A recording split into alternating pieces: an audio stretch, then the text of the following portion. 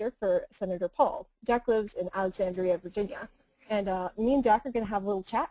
And after that, you can ask him questions. If you'll see the question box on the side of your screen, just think of some cool questions to ask him, and I will ask them to him for you.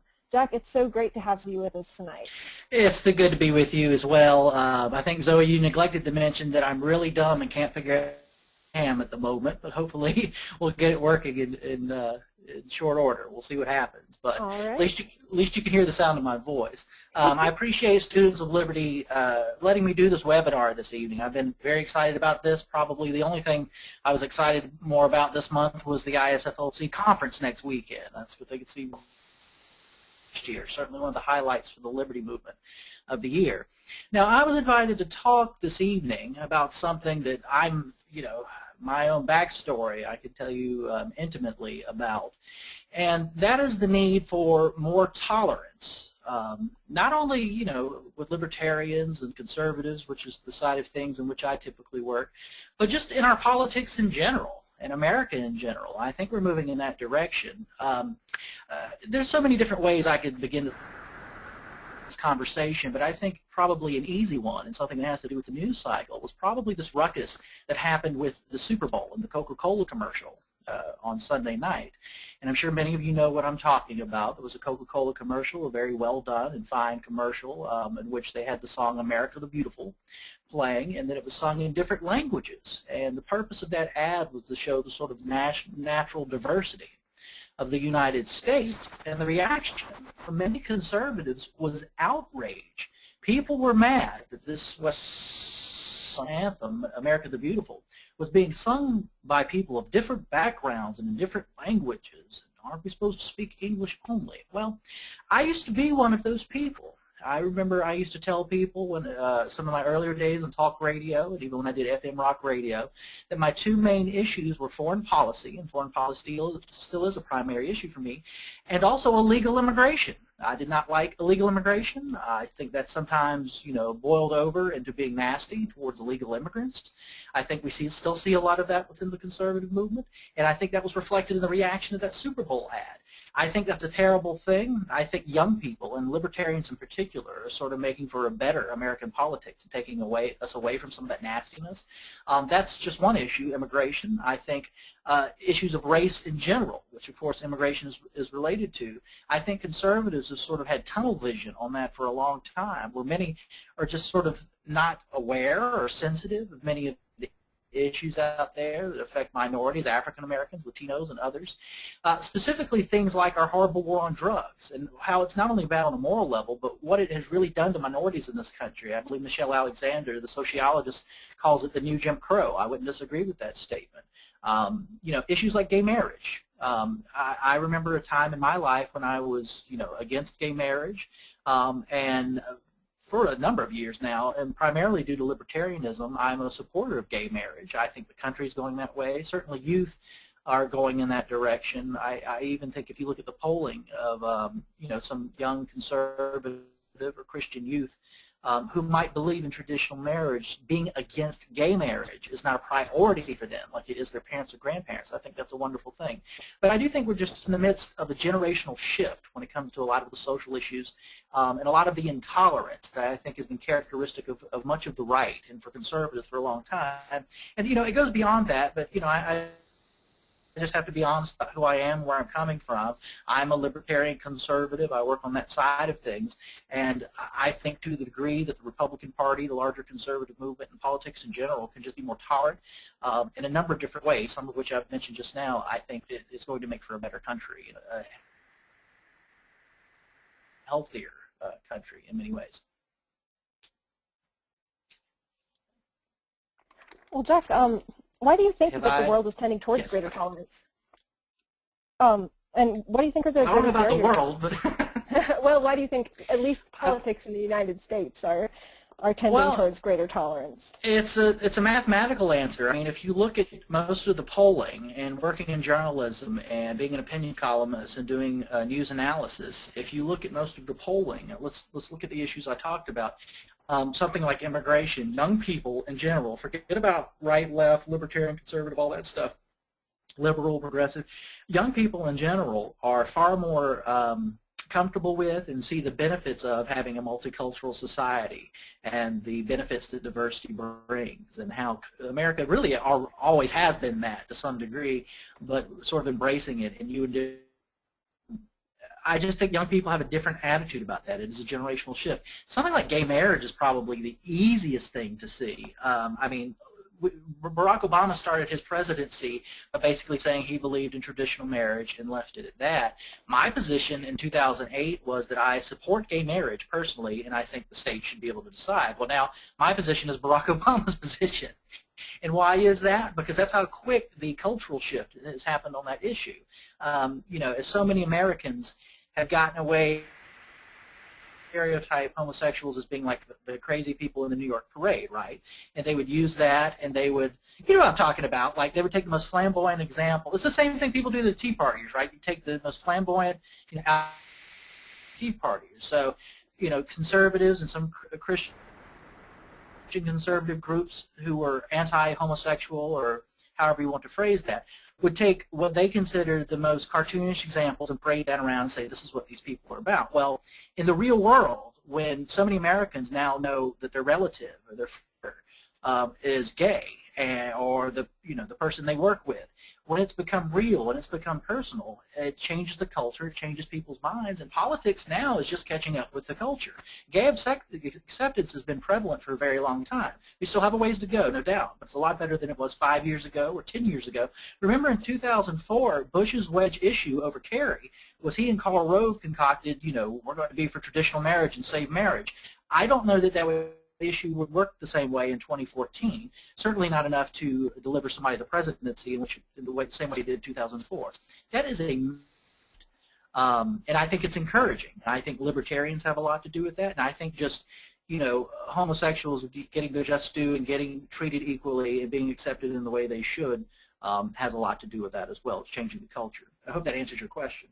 Oh, absolutely. What do you think are the greatest barriers to the rising tide of tolerance in American politics? Ignorance, ignorance, ignorance. It's people who are stuck in their ways and have always thought A, B, and C. A frustration I've always had with my fellow conservatives who agree with me on the need for constitutional fidelity and smaller government. It often seems like they think that being ugly on issues pertaining to race or gay acceptance or those types of issues is part of the conservative package. And I guess for many of them it has been, and it shouldn't be and never should be. And it's not, you know, just the conservative movement, but, you know, prejudice. We all have different prejudices in different ways, but the really hurtful things in our politics that we're discussing here right now, a lot of people just think that's fine and you can double down on that. They are older people. I actually did a story for Rare.us, where I'm a contributing editor, about that Super Bowl commercial.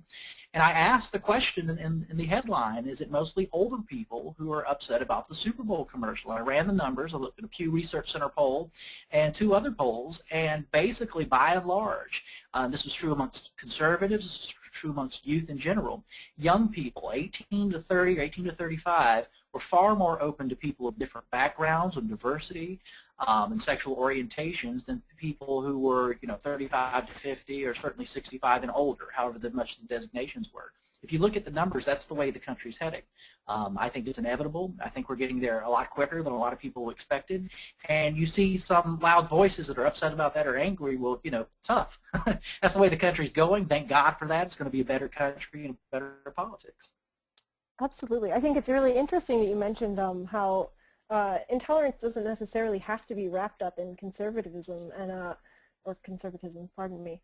And I know, coming from the left, when I learned about the old GOP, basically the small government fiscal conservatism of the past, I was really shocked at where mainstream conservative politics had gone as a liberal, because I hadn't ever been exposed to that side of it, and I think once I started to realize that that I was not so different necessarily from your more old-fashioned small government conservative, it really changed my life, and it changed the way I thought about the world a great deal. Do you think that there is a large amount of resistance among conservative circles to the to greater tolerance and liberty-oriented sentiments that are sort of permeating the conservative movement?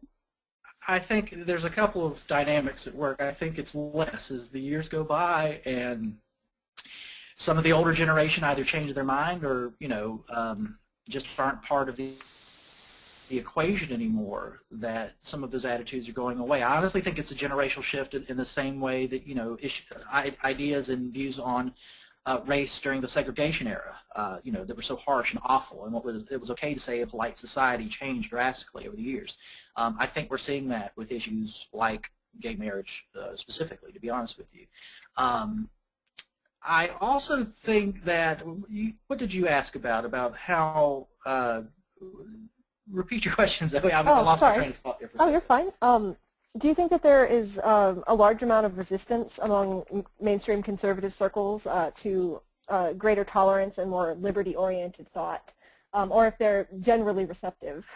That's what I was going to say. I think self-identified conservatives right now are sort of lost in the sense that they know the old formula is not working. I mean, in pure political terms, a lot of these people thought Mitt Romney was going to win, and they're not understanding why that didn't happen in perceptions of the Republican Party. Senator Paul talks about this a lot. How does he phrase it? That if minorities think you don't like them, they will not vote for you. Well, that is absolutely true. I mean, that's basically what it comes down to. And, a lot of our fellow countrymen, African Americans, Latinos, the perception is that conservatives or the Republican Party do not like them. Well, you know what? You're going to have to go after those votes. How do you do that? You speak about issues that are important to them. Our argument should be, or I should say my argument is, from a conservative libertarian or libertarian conservative perspective, is that we show how big government is detrimental to them. We show how, I think personally, our current immigration system, the part of the reason we have illegal immigration is it's really hard to come to the country legally. It is very difficult. You have to pay a lot of money often in some instances. It is not easy. That needs to be reformed so we can have a free exchange of goods, across the border and have more of a free market type system. That's what we should believe in as conservatives. For African Americans in particular, I do agree with the sociologist who believes that mandatory minimum sentencing in our drug war is the new Jim Crow. It is one of the most oppressive, things that we've had in America, certainly, the last 30, 40, 50 years when the mandatory minimum laws started being implemented in the 70s and 80s and really stepped up in the 80s. I mean, look at the black community where so many fathers can't be with their kids because they might have made a mistake when they were younger with marijuana or thrown in jail for longer periods than rapists and murderers. That doesn't make any sense, and it has a disproportionate effect on the African American community. I would go an extra step. The reason that African Americans that are targeted so much and the police go into urban areas is because they need to meet an arrest quota. They are actually rewarded with federal dollars for how many people they arrest. So what do? They often target minorities. It's maybe not be directly racist, but it certainly is indirectly, and the result of which is that African Americans are disproportionately incarcerated, and America itself has more people in jail than any other country in the world, to my knowledge. That is a tragedy of epic proportions. Now, what should conservatives do, or libertarian conservatives?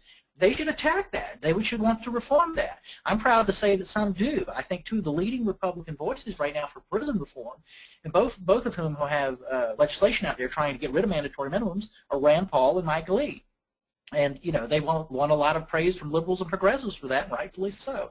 I think it's horrible. So back to your question, changing those perceptions means taking action and looking out for all Americans, how big government harms all of us, gay Americans, black Americans, Latino Americans, white Americans, everybody. That needs to be the message, and not just, well, we're the old white people party, and that's all we care about, and that's the way it's going to be. And that's not only politically and practical, more importantly, it's immoral. And I wouldn't want to be a part of anything that just focused on that myself. I think a lot of the reason that libertarianism is gaining ground within young people, I think the issue of drugs is, while a lot of people will make fun of libertarians who are for drug legalization, I think a lot of people who have grown up with being told by their peers and their family members, people in their faith communities, that drugs are these incredibly terrible evils in society, but then seeing the incredible evil that comes from turning people into criminals who have made moral judgments that are different from the people in power. I think that's one of the biggest driving forces of what's convincing a lot of young people who were not necessarily conservative and exposed to the ideas of Senator Ron Paul, or former Senator Ron Paul and Rand Paul and similar candidates. But let's see. What is it about the liberty movement that has been able to infiltrate the right, and why hasn't it done the same thing to the left? Well, let's start with the first part of that equation. To the degree that the Republican Party is actually conservative in the way that Barry Goldwater or Ronald Reagan meant that. Now, that's not to say that both of those guys were perfect. I have criticisms. But the traditional definition of what most Americans, young and old, recognize as conservatism, which is small government, what Reagan said, government is not the solution to our problems, government is the problem. Representing that is liberty Republicans, libertarian Republicans. That's it. It's Rand Paul, it's Justin Amash, it's Thomas Massie, it's Mike Lee, and people who are somewhat loosely associated with that. Because besides that, you have Bush Republicans. What do they stand for? They stand for war. They're against civil liberties. They're for torture. They're certainly for big government. They were for doubling the Department of Education with No Child Left Behind, giving us the largest entitlement expansion since Lyndon Johnson with Medicare Plan D, doubling the national debt under Bush Cheney. That's what they stood for. They even called it big government conservatism. Some of the neoconservatives were fond of that phrase. So yeah, if you have Bush, Cheney in the Republican Party, and then you have this legitimately small government movement, which are the libertarians, that's why that works. That's why they're attracted to it. That's why so many Tea Party people now are against the NSA or against Syria. They're attracted to these libertarian ideas. I think that's wonderful for the right. Now, as far as the left, a lot of the issues that we care about as libertarians, like what I just mentioned, getting rid of mass surveillance and having a better foreign policy or drug legalization. That's not going to happen legislatively without building coalitions with the left. People like Ron Wyden, Senator Udall, people like that are going to be instrumental in getting some of this stuff done in a practical way.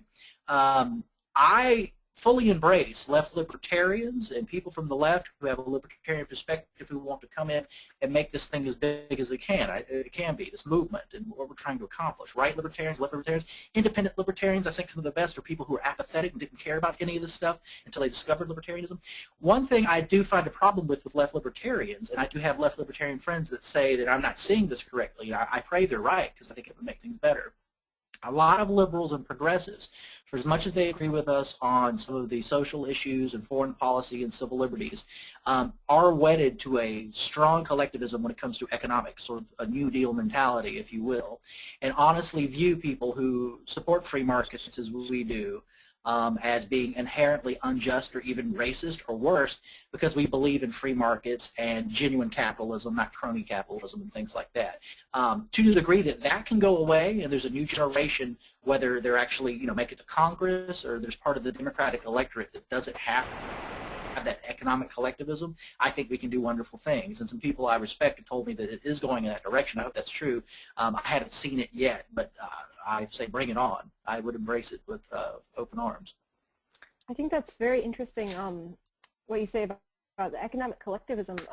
I know as someone who came from the left, it did take a lot of work to get me on board with more free market, real capitalism-based economics, but I think that once you pose the right arguments and show examples from both liberal and conservative politics that have used these very anti-free market policies and the incredible harm that they've done, if it's issues that, like for me, it was farm subsidies and farm bills and the fact that you can't sell raw milk, you are subsidized to grow corn. There's all of these horrible economic inefficiencies and I would say injustices that are not just a conservative thing, not just a liberal thing, but I think that reaching out to the left on economics in the right way can make a huge difference.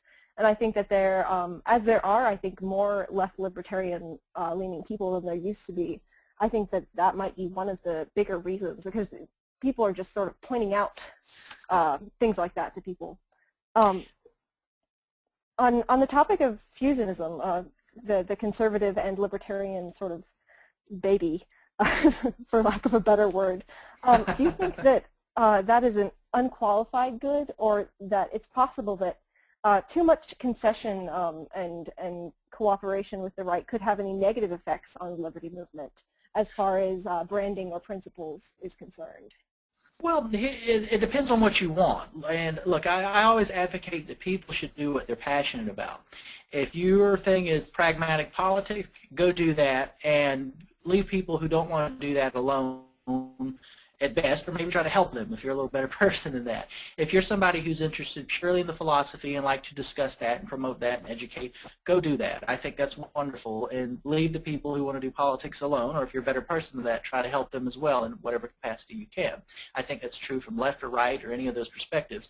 I think we do ourselves a real disservice when conservative libertarians say that people who come from the left or are on the left as libertarians don't belong in the movement. And I think we do ourselves a real disservice as libertarians when people on the left or who are self-identified as left libertarians say that conservatives don't belong in the movement. That second statement is to say that Ron Paul or Justin Amash or Rand Paul don't belong in the movement, probably people who've done more for libertarianism than anybody in a very, very long time. So I think the best thing you can do is tell people not to step on each other's toes. Now that's easier said than done, especially with libertarians, which is like herding cats and everybody has their own opinions. You, I think, began the question by saying, what can we accomplish?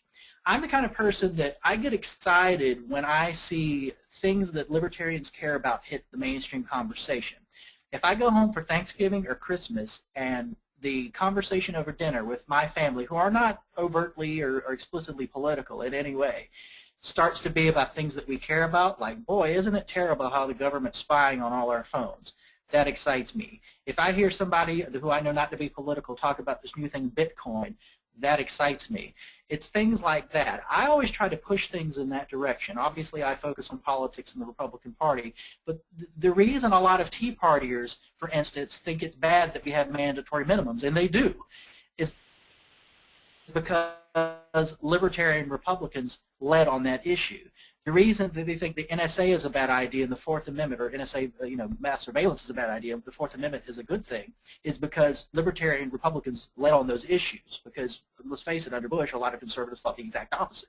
I think that's what we need to continue doing from any perspective, left or right, or in between, and I think sometimes my favorites are the independents, who sort of are beyond the left-right thing, which is an archaic paradigm in many ways. I mean, when Karl Rove calls Justin Amash the most liberal Republican, what is he saying? He's saying he's not an awful George Bush neocon who loves torture and war. That's what he's saying, because that's what conservatives used to be when he was in charge. Well, now we're beginning to be in charge of what the definition of that term is, and it means people like Justin Amash, who have a 100% rating from FreedomWorks and Club for Growth and all these other things. So, there is a, how did Arianna Huffington put it after Rand Paul's filibuster? Something like, he sort of threw that awful left-right way of looking at politics out the window. It was something like that. I think we're seeing that, and from our own right, left, and independent perspectives, we need to keep pushing forward as much as we can with our own capacities. I think that's absolutely true. There are just so many people who are disenfranchised with the political system and don't fit into the old boxes because they've seen time and time again that they don't really work. And I think that it's as I'm someone who sort of, as T.K. Coleman so aptly put it in last week's webinar, I feel like him to be sort of a political atheist in that I don't necessarily believe in the power of the government, but at the same time these libertarian conservative senators and representatives who are bringing these issues to light and bringing them into the mainstream are doing so much to increase the visibility of liberty-minded politics, not only to conservatives but to liberal viewers. And I think that's really doing at least an immense amount of work to just create dialogue between people that hasn't really happened in the past 10 or 20 years, at least from my perspective. Well, I'm sorry, Zoe, go ahead. No, you go ahead. Well, I was going to say, I think we're in a very special moment in our politics and our culture right now. Things are trending in a libertarian direction. And what I mean by that, okay, we talked about the social issues like gay marriage and drug legalization and being more tolerant of racial minorities. If you look at the polling, a lot of young people, many of whom who voted for Barack Obama, do not have the sort of statist, New Deal type mentality. I'm talking about people on the left. or just, just more sympathetic to the Democratic Party than the Republicans even, the younger you go, they don't have that same faith in government's ability to change things and to fix things and to solve things that they might have had 10 years ago, or their parents might have had, or certainly older Democratic or liberal leading people have. There's a reason that State of the Union address was one of the lowest rated, in a very long time. People don't believe that stuff anymore. Neither should they. Look, every State of the Union address is what? A president, whether they're Republican or Democrat, giving us a laundry list of things the government's going to do. Most of the things they suggest are bad to begin with, and most of those things never happen because government's completely inefficient, bureaucracy doesn't work, it's just horrible. I think more people in America, especially young people, are seeing that more than ever. You couple that anti-status mentality, that sort of let's do for ourselves and let's have free markets and liberty more than government trying to solve everything, with being more socially tolerant on a number of different things. And boy, you've got a special moment right now that we as libertarians need to capitalize on as much as we can.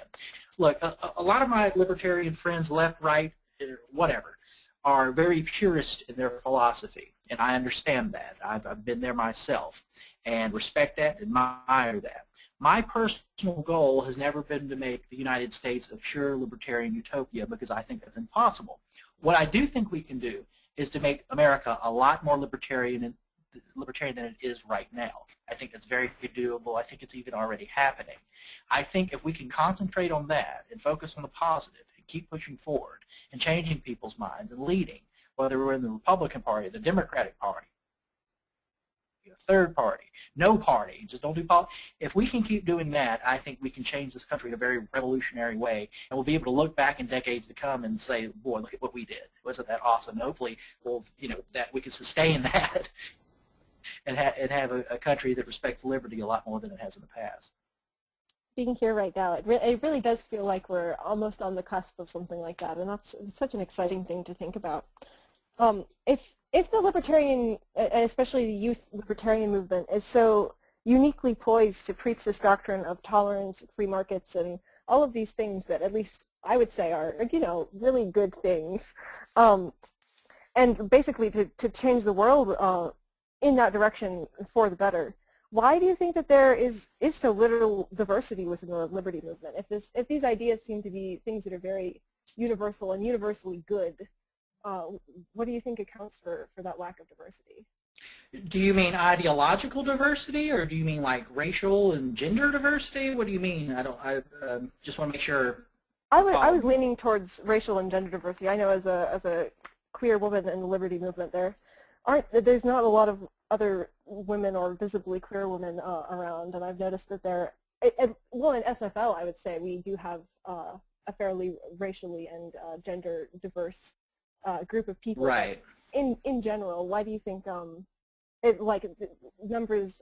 I want to say the number is a 63% white male middle class. I don't have a source for that number with me, but that's just off the top of my head.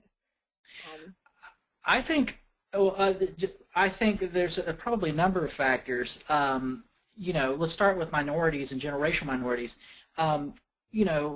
Libertarianism, whether some left libertarians like or not, has been primarily associated with conservatism and the right for a very long time.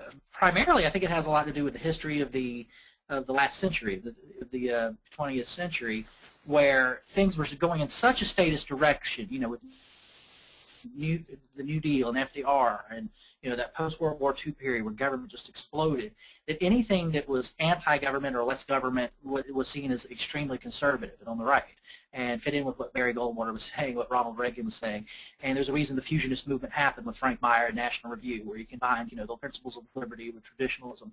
I think perceptions of libertarianism being on the right, and it is, that's not to say it's not on the left, but it has primarily been on the right.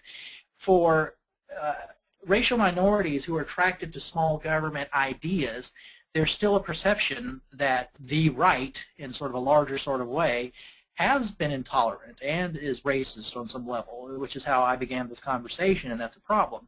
I think to the degree that libertarians get a foothold, and that we define what that those terms mean, I think you will see less of that, and I think you will see more people of color in not only the liberty movement, but our larger politics and even on the conservative side of things. I think the same is true with gay Americans. I can't speak for you, only you can speak for you, obviously, but I do know a number of homosexuals, gay men and women, in the liberty movement who are completely open, and that's, it makes sense they would be there. I know people in the larger conservative movement who are open and had a really tough time.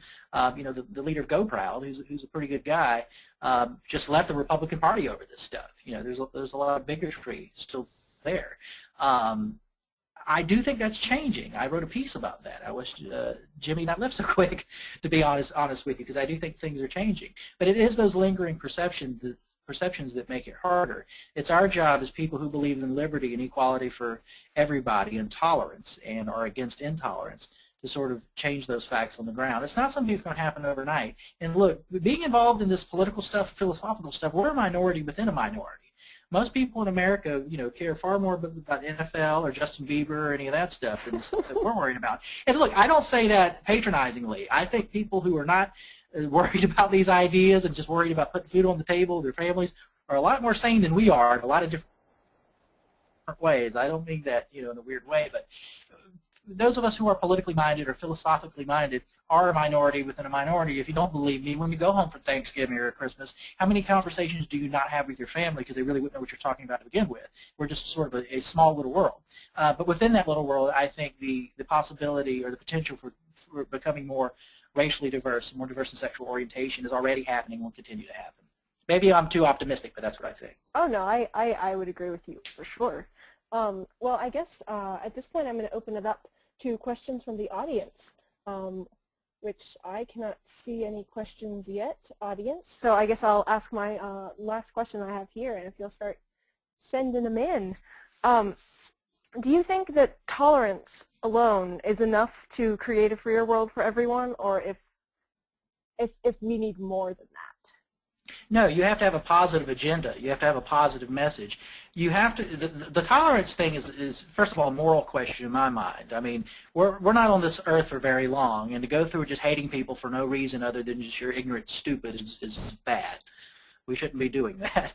But saying that we don't want to do that, in the case of conservatives, do that anymore, is not enough. You have to have a positive agenda. What do libertarians have to offer? Well, we have to offer more liberty. Well, gee, that sounds great, but what in the hell does that mean?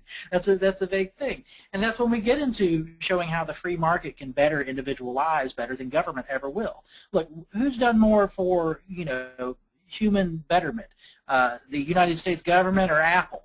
I think there's a pretty clear winner there, that Apple's changed people's lives in all sorts of ways in the way that the United States government or any other government never could.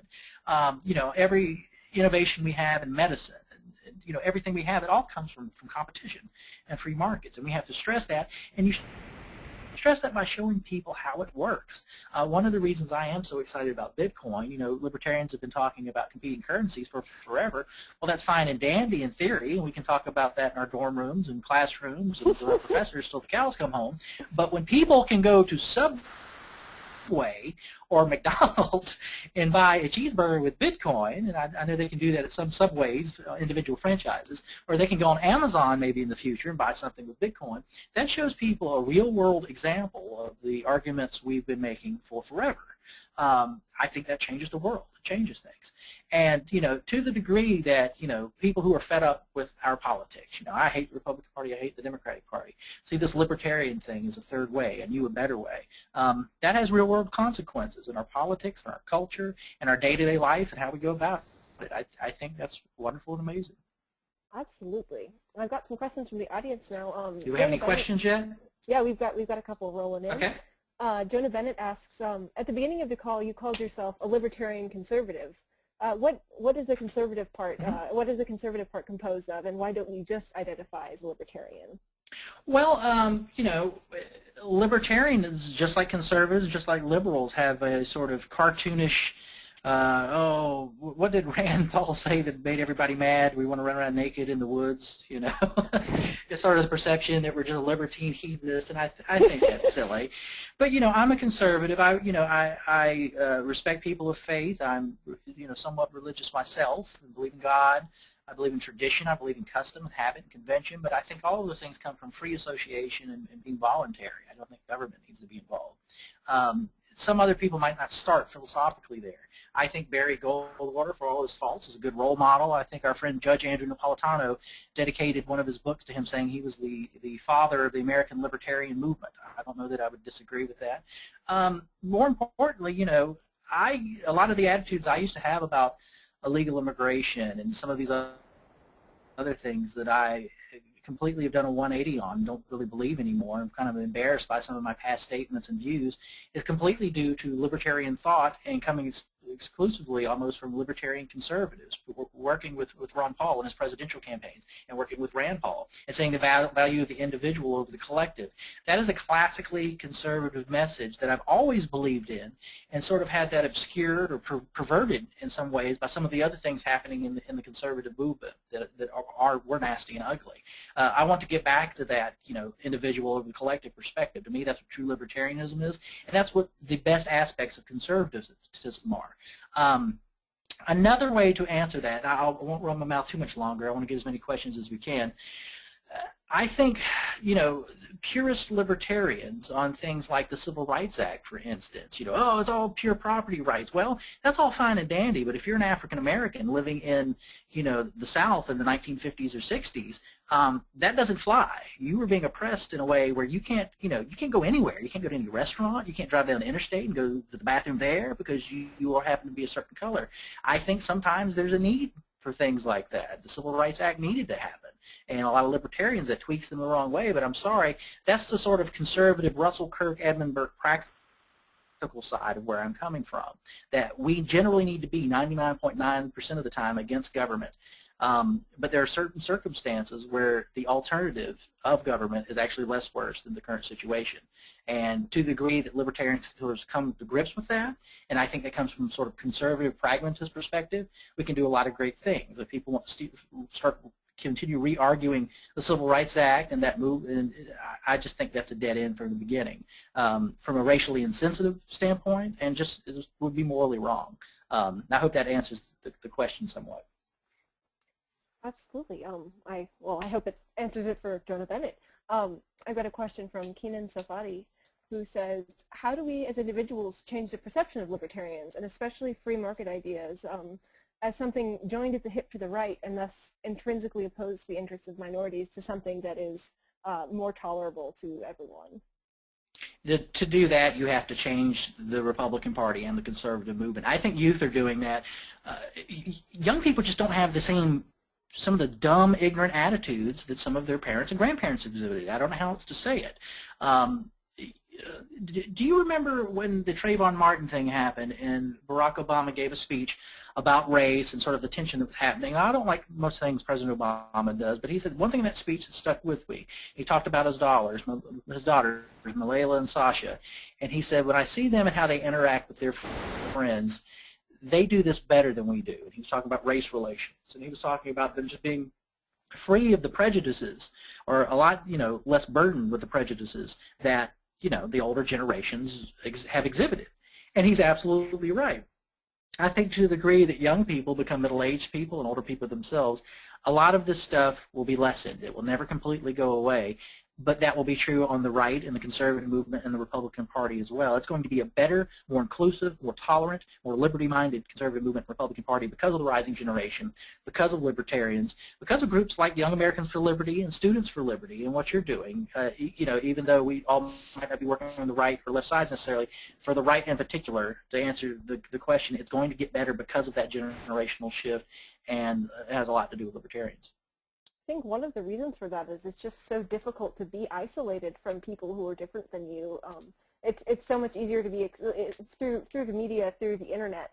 It's so difficult to remain isolated and to hold these very strangely ignorant viewpoints about people who are different than you, just because they're there. They do exist, and there's no getting around it. I've got a question from Ajigula Adigun. I'm sorry if I absolutely butchered your name. Why is it a given that libertarians' surest way to go is with the right? And is that necessarily the politically expedient thing to do?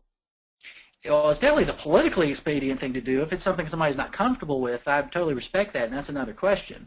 But the reason that we're sitting here having this conversation and the groups like Young Americans for Liberty and Students for Liberty exist and that libertarianism's sort of exploded is due to primarily to that Ron Paul decided to run for president in 2008. 1 million people voted for him. He did again in 2012, and 2 million people voted for him.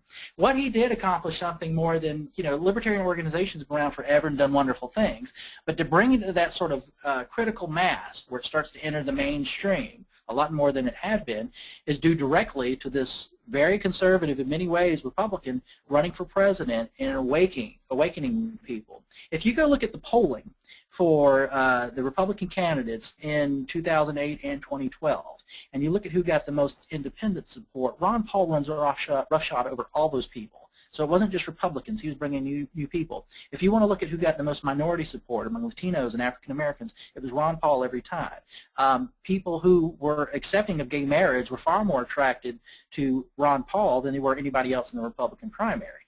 To answer the question, is it politically expedient to do that on the right, I think that's a no-brainer. We've had so much success. Guys like Justin Amash, to me, represent our political future. He is a conservative Tea Party Republican, was elected because of the Tea Party. That's just, he's going to speak at the ISFLC conference. It's going to be, that's the second or third time he's done that. That's a no-brainer to me. That's where my focus has always been. I've always come from the right.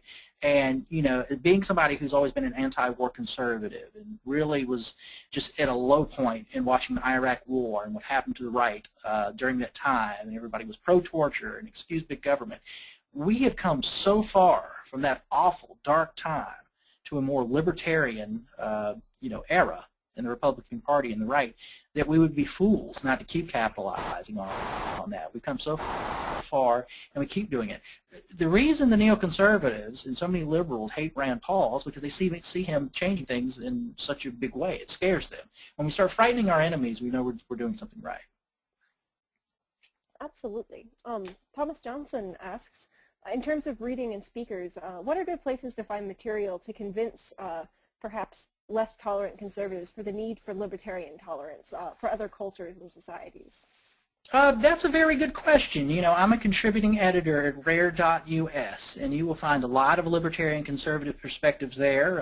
That's something I began at the beginning of the year, and as the time goes on, you will see more libertarian conservative perspectives there. I'm a big fan of the American conservative. I think that's a smarter, more intelligent conservative that is a lot more tolerant in many ways. I'm a huge fan of reason. I think Matt Welch and Nick Gillespie are absolutely right. There's two guys who pride themselves on being independent and not attached to right or left.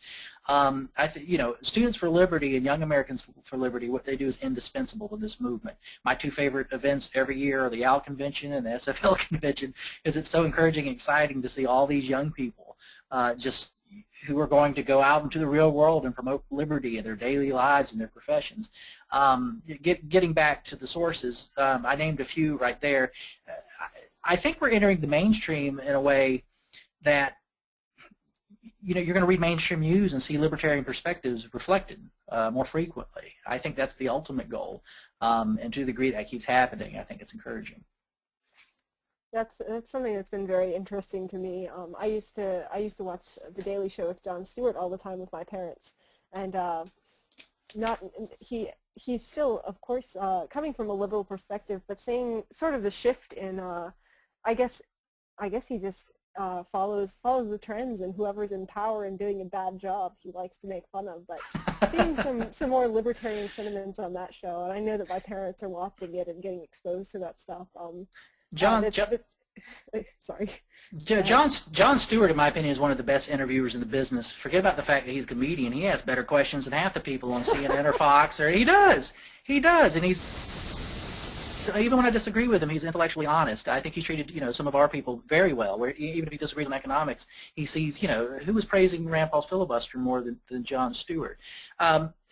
There's so many sources. I mean, my friend Austin Peterson has this great site, the Libertarian Republic. I think my friend Julie Borowski does awesome videos and does a lot for libertarianism and sort of breaking through.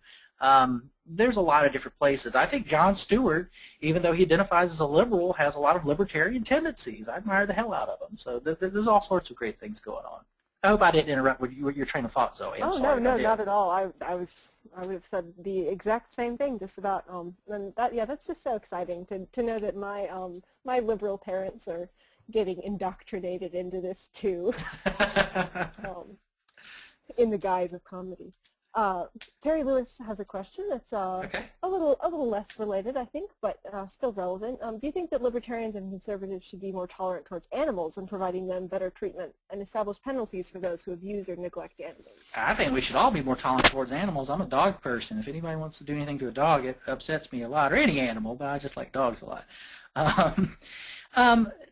You know, that's a tricky question because we're talking about legislation. I think there should be laws to protect animals. There are laws. I am for local laws. I'm a decentralist. I'm a Jeffersonian in that sense. And, you know, I think municipalities and cities and counties should have laws against abusing animals. Absolutely. Absolutely. Jennifer Werther asks, she says she's with the National Organization of Libertarian Women. She gets so sick of hearing about the war on women and the same issues being brought up over and over again. And she believes that libertarians are certainly more tolerant of women, but what is a better way of making people in general more tolerant of women when 60% of voters are female? Well, I think the best answer to that question before I actually answer that is what young Malala, I can never say her last name correctly, Yousafzai, or whatever, said to the president. The real war on women is the drone policy, what happens to men and women and children on a regular basis that we turn a blind eye to. But that was her answer to that question. I don't know the easiest answer to that. Look, I see some of the discussions within our larger politics about the war on women and bad attitudes and wrong attitudes. I think that phrase mostly is used by left and right to beat up on each other, and a lot of it's based on false premises. You know, what does the left say? You know, the war on women is the right is against contraception, or maybe that they're pro-life. I'm pro-life, but I'm not trying to, you know, get involved in anybody's life or anything like that. I'm probably not the best person to ask that question because I haven't really delved much into what some might consider feminist issues or those types of things. But, you know, just a better tolerance. All this boils down to better understanding. I don't know that there is a war on women. Your questioner said she's tired of hearing about it. I kind of am too. I think a lot of women's issues are also men's issues. They're human issues. They're people issues. And that's where my concentration usually is. Not trying to skirt the question. I'm just, you know, that's where I'm coming from. It hasn't been a focus for me necessarily. Absolutely. I think that that's admirable that you can admit where your knowledge base is not as significant. I don't have any more questions from the audience at this time, and it looks like we're about at 9 o'clock. So, just got a follow-up from Jennifer Werther, Okay. who says that she feels the same way as you, and she goes in the individualist feminist direction. Me too, Jennifer Werther. That's the way to go. So I guess that wraps up from our audience. Thank you so much for coming on tonight. This was a really great talk. I really enjoyed it, and I hope you did too. I enjoyed it immensely, Zoe. I appreciate you doing all this, and Anchor and SFL and Alexander McCoben and all the good people at Students for Liberty. I really appreciate this opportunity for you letting me come on here and talk about these issues. I can't wait for the conference next weekend. It's going to be awesome. I get to moderate a panel for Young Americans for Liberty. But tonight's been very enjoyable. I'd love to do this again sometime. I hope everybody listening enjoyed it, and I hopefully can come on here and answer some more of your questions about lots of different things. Awesome, and thank you, the Daily Paul Radio, who's broadcasted us again tonight. I hope you guys enjoyed that, and thank you everyone for coming, and I hope to see, or, well, I can't see you now, but I hope that you're at the International Students for Liberty Conference on February 14th. Thank you again for coming, and have a great evening. And thank you. Take care. Thanks, guys. Bye. Appreciate it. Thank you.